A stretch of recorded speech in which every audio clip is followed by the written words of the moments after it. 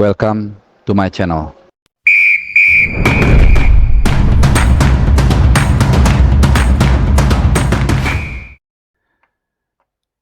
Salam sehat teman-teman semua, selamat hari Jumat dan juga selamat menyambut akhir pekan. Apa kabar kalian? Mudah-mudahan dalam keadaan baik-baik semua dimanapun kalian berada. Terima kasih sudah mensupport channel ini.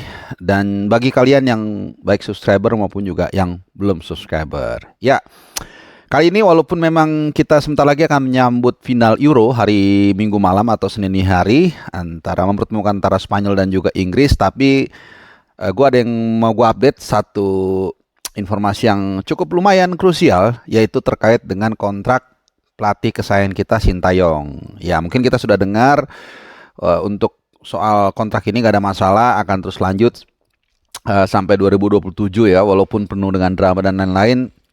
Tapi ada beberapa yang menarik untuk gue bahas di sini, yaitu mungkin kalian juga udah dengar ya soal klausul yang ditetapkan oleh federasi, quote by quote Erick Thohir kepada Sintayong, yang kabarnya saat ini juga sedang dirawat di rumah sakit ya. Tapi ini kita leave it alone dulu.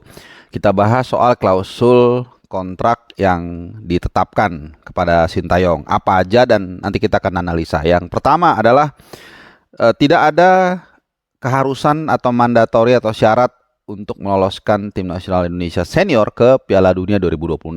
Nah, ini pertama, sebelum kita nanti ke klausul yang berikutnya, menurut gue ini menarik untuk kita ulas di sini ya, karena ekspektasi dari netizen Indonesia atau fans tim nasional Indonesia ini terus naik seiring dengan naiknya juga performa dari Rizky Ridho dan kawan-kawan.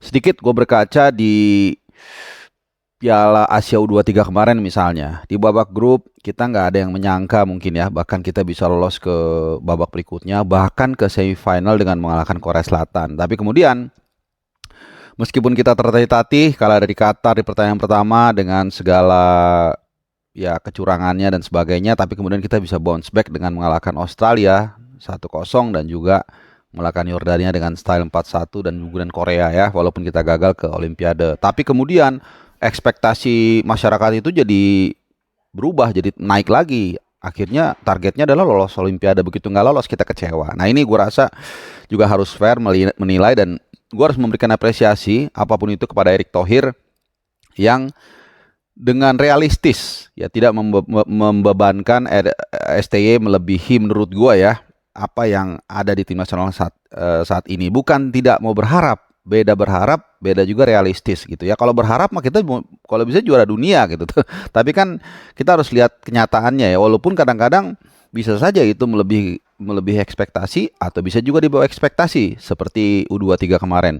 Ya, kita dibebankan hanya lolos ke babak berikutnya, tapi kemudian Sintayong ngotot sampai semifinal dan itu dia wujudkan. Jadi ini sangat luar biasa ya. Jadi kalau bisa lolos, kalau bisa melebihi target, bukan mungkin ya, pasti itu kita senang. Tapi ya kita juga harus realistis. Maka dalam beberapa kesempatan gue bilang ketika undian kemarin ya realistisnya kita adalah posisi 3-4. Bukan gue nggak berharap 1-2 bahkan lolos ke Piala Dunia dan melangkah jauh, enggak. Tapi kalau kita lihat dari track record kita, dari kemampuan kita, dari kapasitas kita, dari lawan-lawan kita di grup C ya, kita di grup C yang sangat berat. Ada Australia, langganan Piala Dunia, terutama Arab dan Jepang, langganan Piala Dunia dari Asia.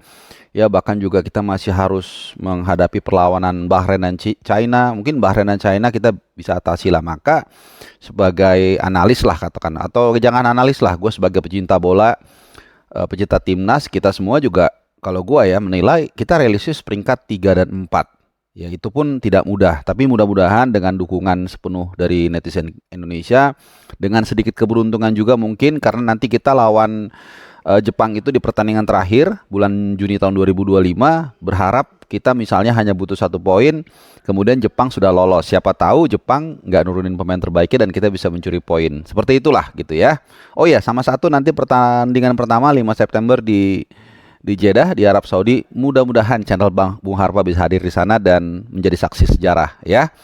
Karena kita, menurut gue sih butuh, kalau kita bisa seri aja lawan Arab Saudi, waduh, gue rasa itu akan membuka pintu buat jalan yang lebih baik lah. Gue bilang seperti itu, paling tidak untuk bisa lanjut ke round 4 ya. Tapi apapun itu, seperti yang berkali-kali gue bilang, tersaji 10 pertandingan berkualitas yang akan menempa para pemain Indonesia yang usianya relatif sangat muda ya. Oke, jadi itu soal target yang dibebankan oleh federasi.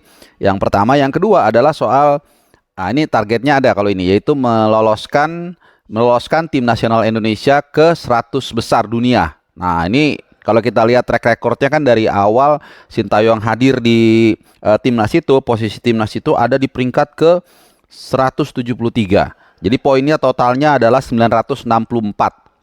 Nah, kemudian dari Desember 2019.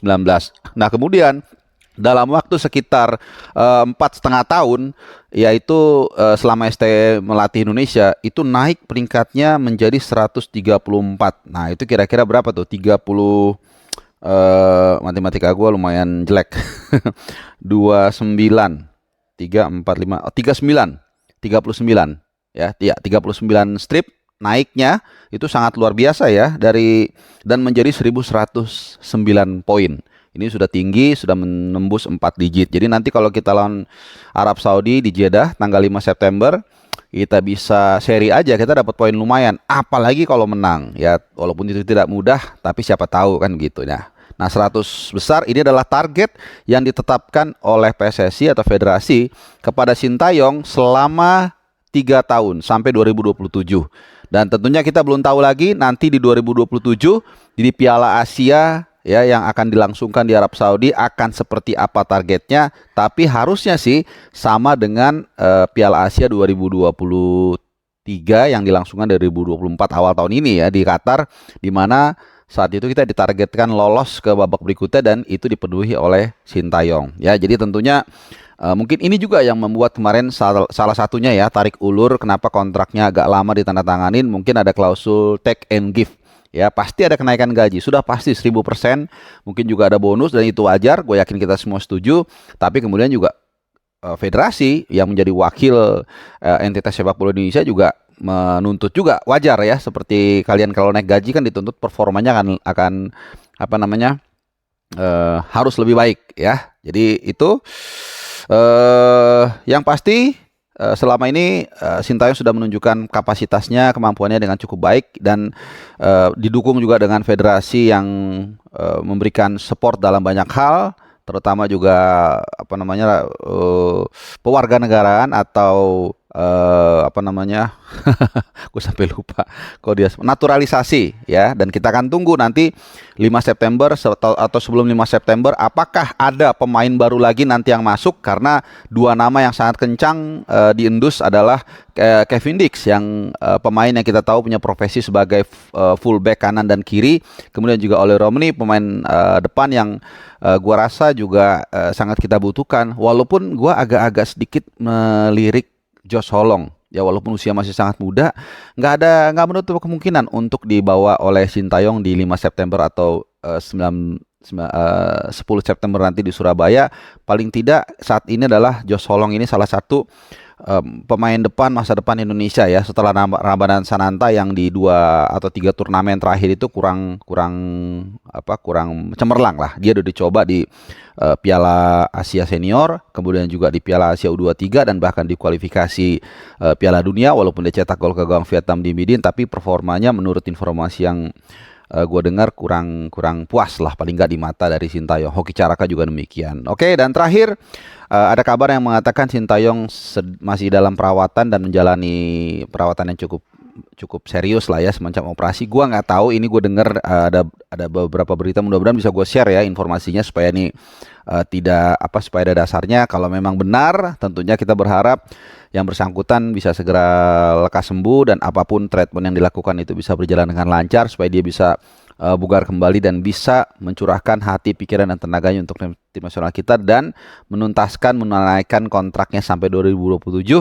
Kalau memang berita ini tidak benar, ya mudah-mudahan yang bikin berita itu diberikan pertobatan lah gitu ya, karena menyebarkan berita yang tidak baik. Tapi anyway, kita berharap buat tim nasional kita selalu yang terbaik, walaupun kita punya beda pendapat antara satu dengan yang lain, tapi kita tetap jaga lisan kita, jaga jempol kita. Boleh mengkritik dan bahkan harus nggak ada tapi-tapinya, silahkan kritik aja ya. Beda menghujat, beda mengkritik. Oke, Terima kasih buat kalian yang sudah menyimak dan seperti biasa jangan lupa like, subscribe, share juga buat teman-teman kalian yang mungkin ingin diupdate berita-berita soal tim nasional Indonesia dan jangan lupa nyalakan loncengnya. Setelah ini atau tepatnya mungkin besok lah ya, gua akan buat prediksi atau preview final Euro antara Spanyol atau La Rioja dengan Inggris, The Three Lions. Terima kasih, selamat hari Jumat dan happy weekend.